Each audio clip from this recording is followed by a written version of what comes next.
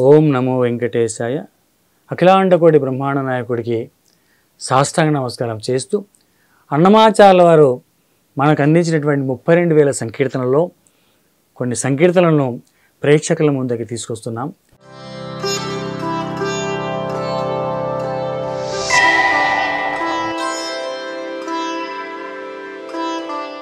ఓం నమో వెంకటేశాయ.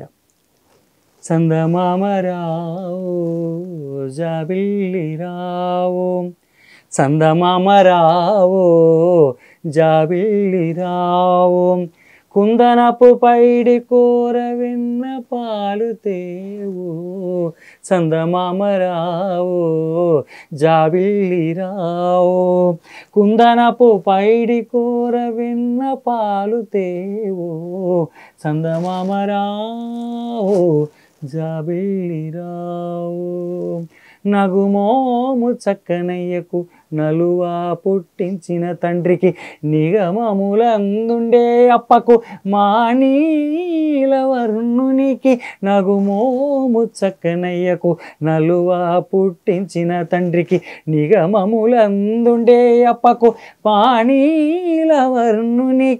జగమెల్ల ఎలిన స్వామికి చక్కని ఇందిర మగనికి, జగమెల్ల ఎలిన స్వామికి చక్కని ఇందిర మగనికి, ముగురికి మొదలైన ఘనునికి, మా ముద్దుల మురారి బాలునికి, చందమామ రావో జాబిల్లి రావో, కుందనపు పైడి కూర వెన్న పాలు తేవో, చందమామ రావో జాబిల్లి రావో.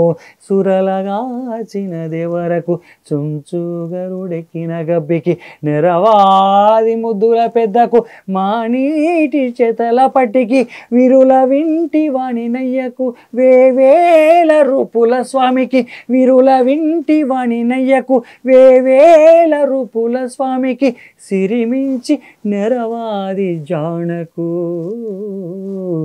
మా శ్రీ వెంకటనాథునికి, చందమామ రావో జాబిల్లి రావో, కుందనపు పైడి కూర వెన్న పాలు తేవో, చందమామ రావో జాబిల్లి రావో, చందమామ రావో జాబిల్లి రావో, చందమామ రావో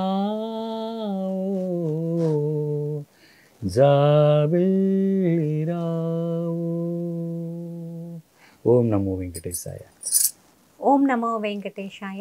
చందమామ రావో జాబిల్లి రావో అనే సంకీర్తన ద్వారా శ్రీమాన్ శ్రీ తాళ్లపాక అన్నమాచార్యుల వారు యశోదామాత హృదయంలోకి ఒక్కసారిగా ప్రవేశం చేసి చిన్ని కృష్ణుణ్ణి ఎలా సేవించాలి అంటే, ఆ జగన్నాథుడు మాయా సూత్రధారి, జగన్నాటక సూత్రధారి, ఆయన్ను సేవించడానికి చందమామని పాలు తీసుకురమ్మని అడుగుతున్నారు. ఎలాంటి పాలు అంటే, బంగారు గిన్నెలో పాల మీగడతో ఉన్నటువంటి, అంటే పాలల్లోని అమృతత్వం అంతా మీగడలో ఉంటుంది కదా, ఆ మీగడతో కూడినటువంటి పాలను తీసుకురమ్మని, అనగా అమృతత్వాన్ని తీసుకురమ్మని కోరుతూ, ఎవరు స్వీకరిస్తున్నారు అంటే, బ్రహ్మాదులను ఏలేటటువంటి నియంత మురారి అయి ముద్దుల బాలుడై మా గోకులంలో నా ఇంటిలో నడయాడుతున్నాడు.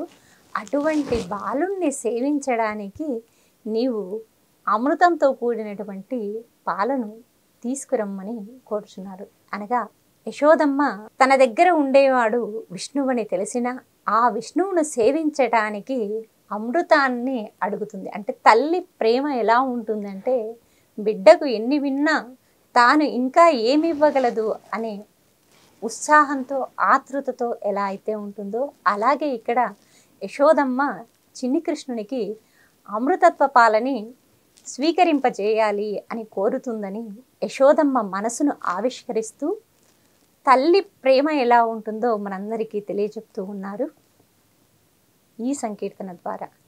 ఓం నమో వెంకటేశాయ.